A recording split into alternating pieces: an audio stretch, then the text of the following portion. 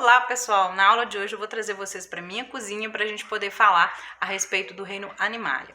Para início de conversa, para falar do reino animal, a gente tem que situar uma diferença muito importante que todo aluno de 8º ano já deve ter. Então, vamos lá. Primeira coisa, eu falei hoje cedo que eu ia fazer camarão. E aí, olha só, tem um senhor camarão aqui no prato para juntar com os coleguinhas dele, depois de limpinhos e fritar. Acontece que isso é um animalzinho marinho. Ué, mas animal, isso não parece com um cachorro, não parece com um gato, não parece com nada que eu conheço por animal. Pois é, mas eu pegar uma minhoca, um pulgãozinho da couve, uma borboletinha, eu vou falar com vocês que é um animal. E é um animal invertebrado. E a gente tem esses animais invertebrados e os animais vertebrados. Nós somos animais vertebrados, mas a gente tem à nossa volta, né, às vezes até no nosso corpo, uma grande quantidade de animais invertebrados que podem estar acontecendo ali, que a gente vai ter contato ao longo das nossas vidas. As aulas que eu vou fazer vai ser para a gente entender as diferenças entre esses vários grupos de animais invertebrados e a gente vai encerrar com uma última aula que vamos entrar no grupo dos vertebrados e fazer um encerramento com ela. Então, quem são eles? Vamos lá, vem comigo, gente. Para entendermos melhor essa diferença, nós temos que olhar a árvore filogenética de todos os reinos, os 5 reinos da Terra, e compreender onde está situado o reino animal.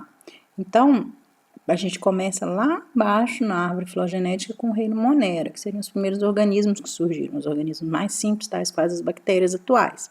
A partir deles se originaram os organismos do reino protista, que são aqueles que o organismo é formado por uma única célula, e deles deriva todos os outros reinos, reino planta, reino dos fungos, que é dos fungos, e o reino animal. E aí, dentro do reino animal, a gente tem coleguinhas aí que a gente acha nojentos, desagradáveis e tudo mais, mas que são organismos que também pertencem a ele. Seguindo a árvore filogenética do reino animal, a gente pode ver que vai ter uma diversidade enorme de organismos situados neles, desde os mais simples, que tem um corpo que a gente nem diria seja um animal, a gente associaria mais com plantas, até animais que são ditos como vertebrados, como as aves, os mamíferos, né? E isso nos inclui no meio deles. Então, nesse contexto, a gente se pergunta quais são realmente as características que os animais têm em comum para serem chamados, enfim, de animais. Primeiro é o tipo celular. A gente tem que considerar que nós temos 2 tipos celulares na natureza, os seres eucariontes e os procariontes. Os procariontes são os mais simples, como os organismos do reino Monera, as bactérias. Então, elas não têm envoltório ao redor do núcleo e não têm organelas celulares verdadeiras nas células. Já os eucariontes, como nós, as plantas, por exemplo, temos organelas verdadeiras e temos a carioteca, que é a membrana que está, né, envolvendo ali o núcleo, separando o material genético do restante da célula. Então, para a gente fixar os nomes, procariontes são as células sem membrana nuclear e eucariontes são as células que possuem membrana nuclear, separando o material genético do restante. Agora, outra característica que os organismos animais têm é a presença de pluricelularidade, ou seja, são vários tipos celulares diferentes formando um corpo. Esse aí é um corte histológico da pele humana. Cada pontinho roxo desse aí é o núcleo de uma célulazinha da pele, só um cortezinho fininho da pele da gente. Imagine todo o resto do corpo. E aí a outra questão que a gente tem é que nós somos, assim como os outros animais, heterótrofos, ou seres heterotróficos. O que significa isso? Nós obtemos a energia a partir de alimentos do meio, ao contrário das plantas, por exemplo, que fazem fotossíntese para obter essa energia. Então, essas são as principais características que a gente tem que diferenciam o reino animal. Para a gente fixar, essas são as 3 características que definem o organismo como animal. Possuem células eucarióticas, além de serem pluricelulares, e organismos heterotróficos. Voltando à árvore filogenética, nós vamos falar de cada um desses grupos, começando aqui pelos poríferos, que seriam os organismos mais simples aqui do reino animal. Então, vocês podem lembrar do Bob Esponja quando a gente falar de esponjas do mar, mas ele é só um personagem, né, de desenho animado. As esponjas do mar, que constituem, né, o filo porífero, são organismos bastante interessantes, mas que a gente associaria mais com plantas. Eles vivem no meio como sésseis, ou seja, eles não se movem, né, eles são fixos, eles não têm cérebro, eles não têm sistema nervoso, eles são constituídos de tipos celulares diferentes, bastante simples, na verdade, mas podem alcançar tamanhos bastante grandes ali no meio, e eles se alimentam por filtração. Então, quando você joga um corante na água ali, você consegue ver como que esses organismos absorvem a água que está em volta deles ali e liberam essa água após, né, filtrá-la e retirar dela os pequenos fragmentos ali que são usados como alimentos por eles. Então, filtração. Quem faz isso são os coanócitos, que são célulazinhas especiais que têm esse flagelinho aí e uma espécie de redinha que segura ali toda partícula de alimento interessante, né, que vai ser digerida. Então, aí tem essa redinha aí mostrada, né, nesse GIF, a forma de alimentação deles. E as esponjas do mar que a gente usa para banho seriam essas aí, que a gente não pode confundir, né, com as esponjas, que na verdade são buchas, né, vegetais, que são de origem vegetal, como o próprio nome diz. Não tem nada a ver com a esponja do mar lá. Assim como a esponja de banho de material sintético não tem, é só uma piada lá que o Bob Esponja seja como elas. As nossas esponjas não são assim.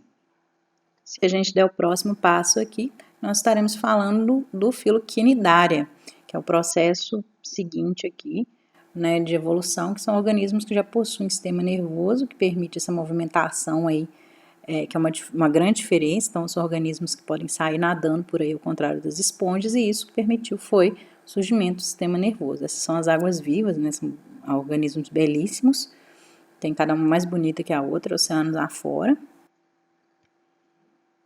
Mas se a gente olhar a estrutura corpórea de qualquer organismo do filo quinidário, a gente vai achar que eles são bastante simples, porque eles vão ter uma cavidade por onde o alimento entra, é digerido, e nessa mesma cavidade o alimento é liberado. Eles têm tecidos verdadeiros, mas também são tecidos bem mais simples do que os que a gente tem no nosso organismo, por exemplo. Ainda assim, eles são capazes de se deslocar mar afora, de se reproduzir e, mais importante, de se alimentar como predadores. São predadores ativos que capturam presas que a gente diria serem bem mais complexas. Então, como essa anêmona parece mais uma planta, né? E consegue capturar um peixe ali, que é um organismo que já tem olho, um sistema nervoso muito mais desenvolvido que ela.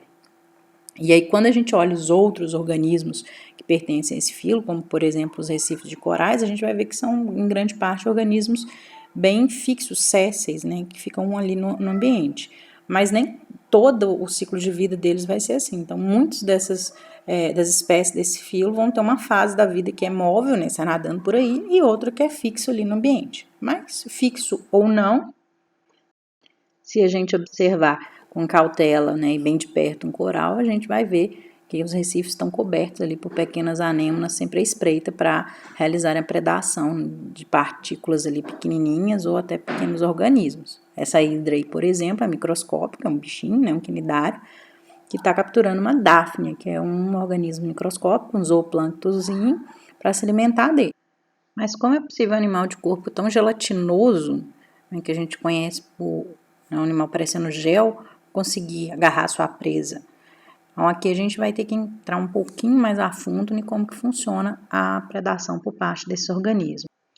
Para ferir suas presas, os quinidários utilizam essas célulazinhas aí, que tem uma espécie de disparo, um ganchinho que atinge a pele das presas deles. E essas células são os quinidócitos.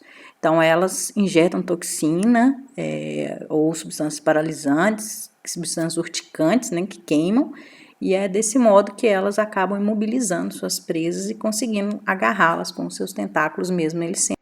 E dói, você não vai querer topar com uma água viva na praia, de verdade.